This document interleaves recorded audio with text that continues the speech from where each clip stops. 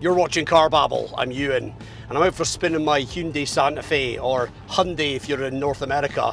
And we've had this car on lease for a couple of years. It's technically my wife's car, but it's also our main family car, so I've driven it a lot and had plenty of time to get used to all the perks and quirks. Now, I have made a lot of videos on my channel already about the ownership experience of this car, and there's more to come.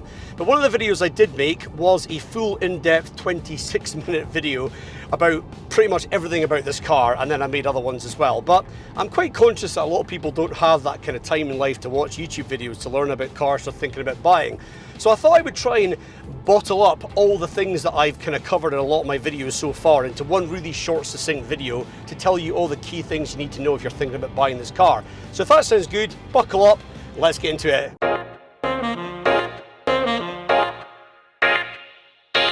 So if you're thinking that Hyundai is a really low rent kind of branded car, you would be wrong. The interior of this car is really quite premium feeling, and you don't need to go up to the ultimate spec to get such a premium feeling interior. You still get the leather seats or fake leather seats lower down the range. So if you really want a car that looks like it almost is in the sort of Volvo or Land Rover kind of territory, this will surprise you. It's also a really practical car. In fact, it's massive inside. Up front, it feels really big. In the back, 3 people can sit abreast, no bother. You've got 2 extra seats in the back to make it a 7-seater. The boot's really big, it's versatile. The seats go forward and back and recline. It's got a flat floor in the back. Overall, you can get a load of people in here and your stuff. It's not a performance car though. I'm sure that's not groundbreaking to hear being a Hyundai, but it's got a little bit more horsepower than you would get out of a 2-litre diesel, but it's a little bit down in torque. It's got enough performance though to get past somebody in a country road when you need to, but it's not got much more than that. So I wouldn't really be overtaking a number of cars at once. The problem though is, if you do put your foot down, you will hear the gruffest, most unpleasant sounding engine note ever. It is the most unrefined engine I've ever experienced in a car, and that is the thing that sucks. Being the top spec, this car has all the toys and also has quite a bit of technology as well. And that's great, but sometimes cars offer a lot of tech that doesn't actually work. In this car, all the tech really works well, and the adaptive cruise control, which is something that can be really fidgety in some cars, is excellent. And so on long journeys, massively takes the strain out of driving, and I love that. It's funny though, I don't really rate the driving dynamics of this car quite as well as I did when I first got it.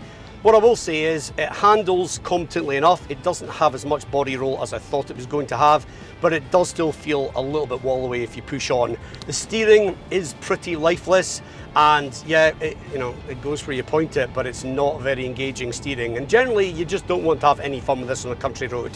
Where it wins back major points is the suspension. It's excellent at absorbing the bumps, particularly on these 19-inch wheels. And so as a comfortable cruiser, I would prefer that over handling and steering being better in a car like this, and it delivers on that big time. But the infotainment system for me is a big chink in the armor. When I first got the car, I thought it felt reasonably modern, but a couple of years later, I'm already thinking this feels pretty out of date.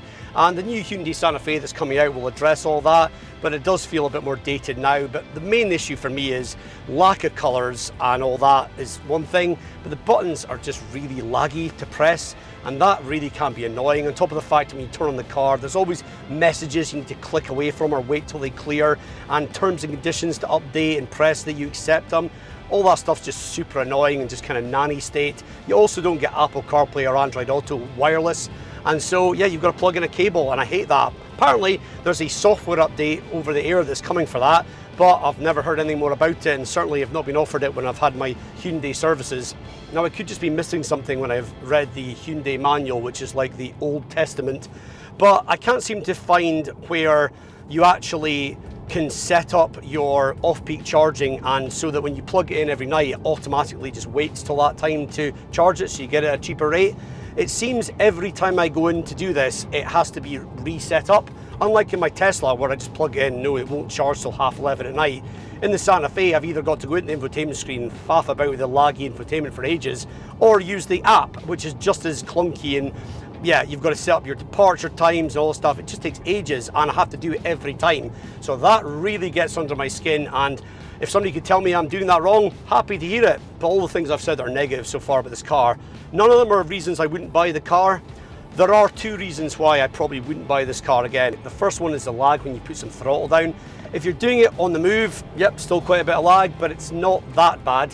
But pulling away from a junction is almost dangerous. It's unbelievably unresponsive. There's almost like a good couple of seconds before it actually does anything and you actually move forward. And so if you're trying to get away quickly at a roundabout or a space in traffic or something, it feels quite dangerous and generally just leaves you for dead, and I hate it.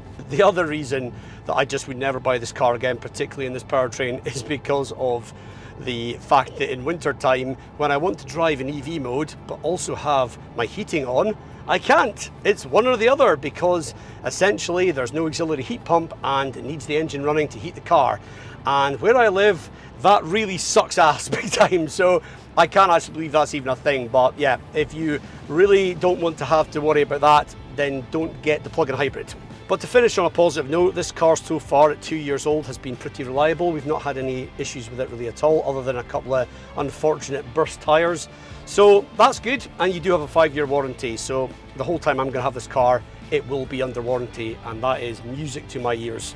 So guys, if you're somebody who's looking for an express overview of this car, if you're thinking of buying it, hopefully that was useful.